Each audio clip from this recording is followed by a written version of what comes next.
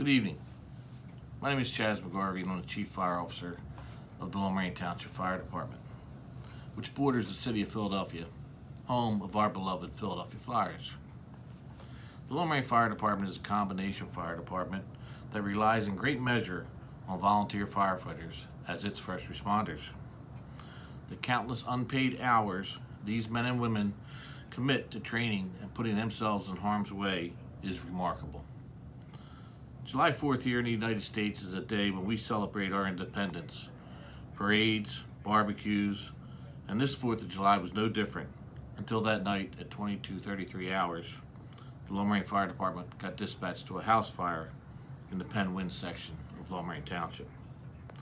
As our firefighters were fighting the fire, a Mayday call came across our radios. Firefighter Sean DeMuynck was radioing that he was trapped and needed assistance. We immediately went into rescue mode and removed Firefighter DeMuynck from the 3rd floor of this house. Sean was transferred to EMS and then taken to Lankenau Hospital, where tragically we found out later he had lost his life. For all those fortunate to know Sean, and for those that learned about him in the days after, there's no doubt that we lost a man of uncommon virtue and high moral character. He was the true definition of a hero. Being part of a fire department is like being part of an extended family. No different than being part of that hockey family, such as the Spitfires organization. There was no first responder in our region that wasn't deeply affected by this loss. On top of it, Sean was Canadian, dedicating to protecting neighbors in his adopted town, far from his own home. That tells you something right there. The fact that he responded to the call as he was packing to return to Canada the next day, well, that says it all.